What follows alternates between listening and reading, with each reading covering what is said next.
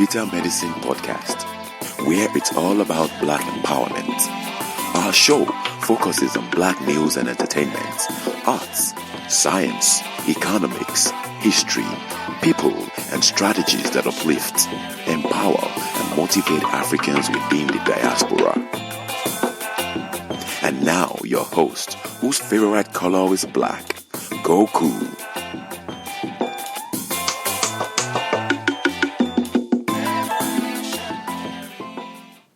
Yes. This is Cuckoo. Welcome to the latest podcast. I wanted to talk about something that's been bothering me for a few years now. Back in when I decided to create this podcast show, it was because of the Mike Brown incident, the Tamir Rice incident, the murders of Tamir Rice and Mike Brown and Trayvon Martin. There was something in all of those cases, particularly the Tamir Rice case, that really troubled me. And today, I read an article that discusses something that kind of borders along the lines of Tamir Rice's murder. Tamir Rice was a black boy who was 12 years old. And the way he was treated on site, they treated him like he was an adult. Even the 911 caller at first alluded to him maybe being an adult, and then later on as an afterthought, because he knew better, he kind of said he could be a juvenile, not sure. Well, back in 2014, I think it was, there was an APA study that found that young black men were viewed as larger and more threatening than similarly sized white men. They found that most participants in the study saw young black men as taller, heavier, stronger, more capable of harm, and thus more deserving of physical force in a hypothetical physical altercation. Now, that was mostly white folks who had that feeling, that sentiment. But some black participants also saw or perceived young black men to be bigger. The difference between the black participants and the white ones was that the black ones saw them as slightly bigger, not a huge difference, bigger. And the black participants, of course, didn't feel that there was any need for physical force just because they perceived them to be a little bit taller, heavier, stronger, etc. They did a study in 2014 also with police officers, and the police officers said that black boys seemed older and more responsible for their actions than white kids of similar age and size. So when you take those things into account, you get an understanding of a part of the problem that's going on in America with young black children. In addition to that Tamir Rice thing, I forgot to mention, remember I said he was 12 years old? Tamir Rice was like 5'7". He was 12, and he was described as menacing with an adult body. Okay, so that was then. So why am I bringing up Tamir Rice now? Well, today I saw a study came out that says that black girls are seen as less innocent and more adult-like than white ones. And that troubled me. And it made me think back to, remember those incidences that went down with the 14-year-old girl at the pool in Texas, in McKinney, Texas, and how that police officer roughed her up and sat on her and manhandled her. It made me think of the young girl who was in the classroom, and the police officer ran in and tossed her all over the room and stuff like that. Well, this is supposedly the reason why this happens, because these devils, that's all I could call them, is devils, because you can't look at a a child of any race and see an adult. Especially if you go back and you look at Tamir Rice, for example. You look at that kid, so he was 5'7", okay. He was 12. I'm sure he had the actions and demeanor of a 12-year-old kid.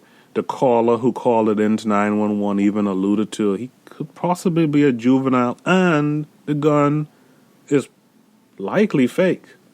But he just wanted to call in to be, whatever. So it's troubling to see that this is what these folks think. But to go on with today's study, they said that adults see black girls as less innocent and less in need of protection. Pay attention to that. Less innocent and less in need of protection. This also explains why they harm young black women all the time. Well, a part of it, to be honest with you, is because they're cowards. The white supremacists and their minions, the police, they tend to pick on what's called a soft target, okay? They pick on young black children. They justify by saying they seem like adults. They pick on our elderly, and they pick on our women. And with the men, either they kill them with weapons, guns, and whatnot, or they imprison them. It's a very cowardly thing, this thing called white supremacy. So, when we take that into consideration now, we can see, why it is that these black women are also harmed. How no one cares about the fact that black women are being harmed. And so this new study concluded that black girls seem older than white girls of the same age. Black girls need to be supported less than white girls. Black girls know more about adult topics than white girls. Black girls need less protection than white girls. And black girls know more about sex than white girls. And that's a real low down, dirty thing to put on white girls. And here is the absolute kicker. The absolute kicker is that this outlook on black girls begins at the age of 5. Now tell me,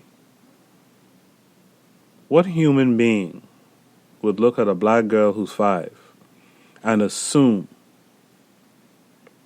she needs less protection?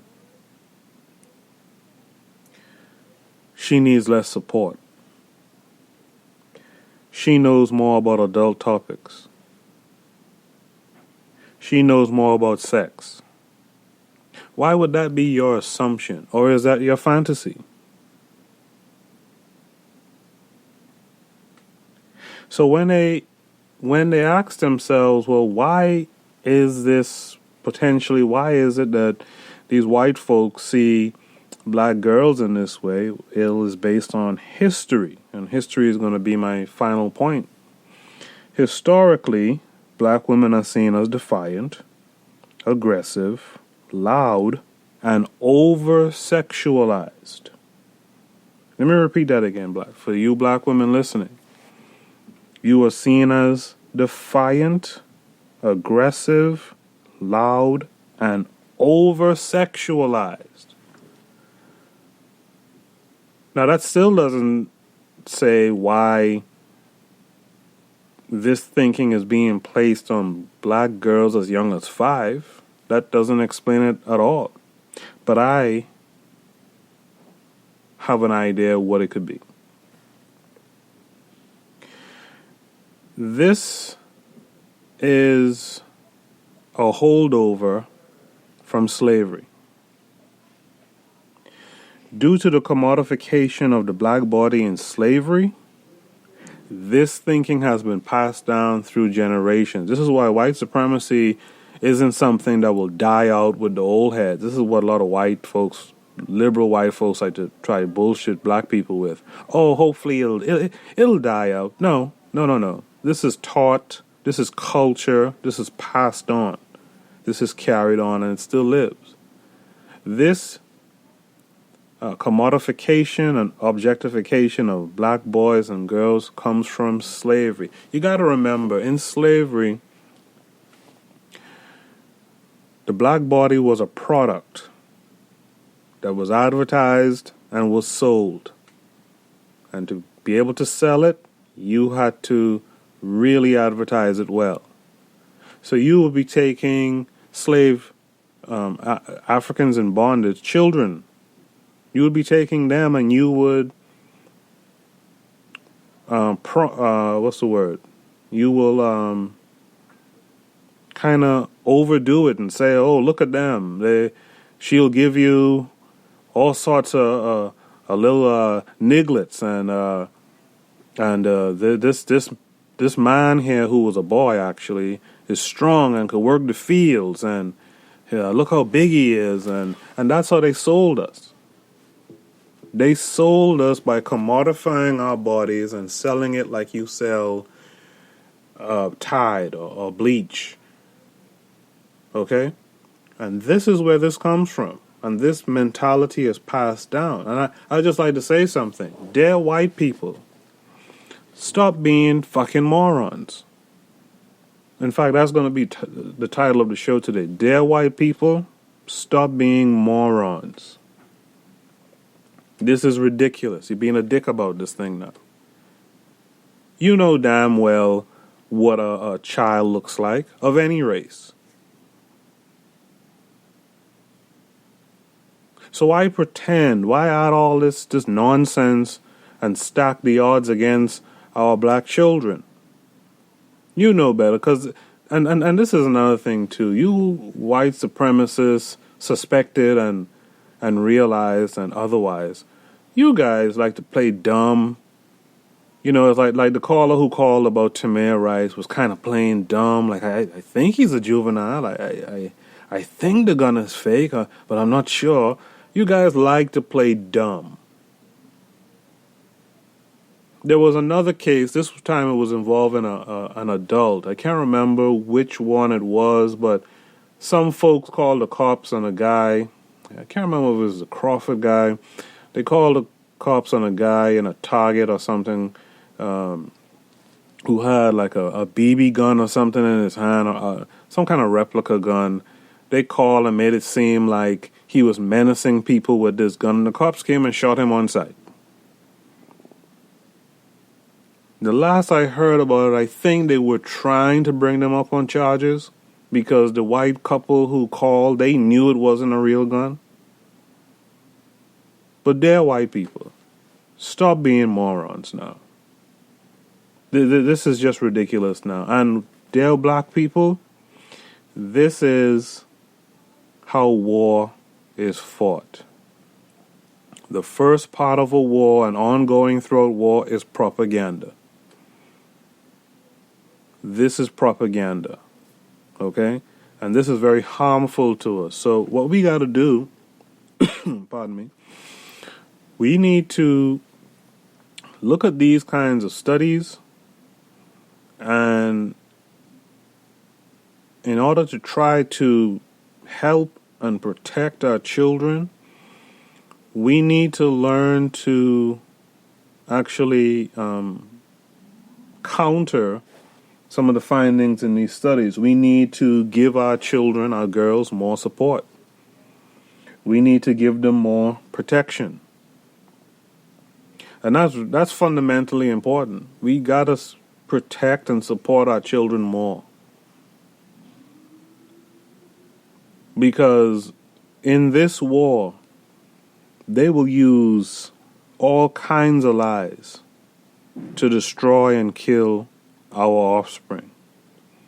Now, I talked about Tamir Rice, and there's countless other people. As the cops are making noise outside, I guess they'll be looking for me soon.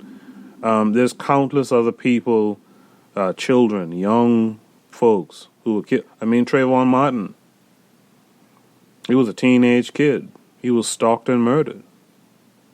And because of these beliefs, or pretend beliefs,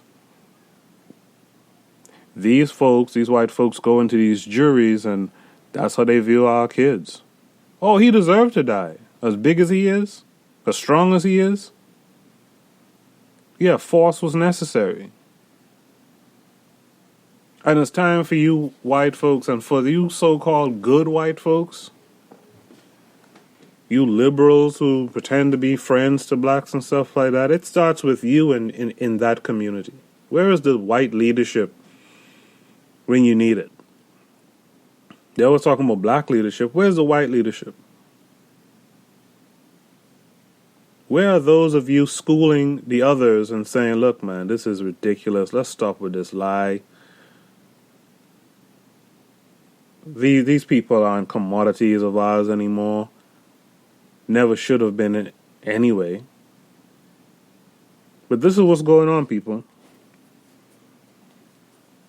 What they did in slavery to sell black bodies is what they pretend to believe in now. And actually, some of them really do believe in it. But for the most part, in 2017, most of these folks know better. Anyway, what I'd like you guys to do is to comment, like, subscribe, share, of course. But down in the comment section, I'm going to post a question. Do you think white folks really believe or can't distinguish a black child? Or can't tell the difference between a black child of similar age and size from a white child? Or do you think it's just a game and this is just propaganda? Let's have a discussion about this. Until next time, this is the Bitter Medicine Podcast.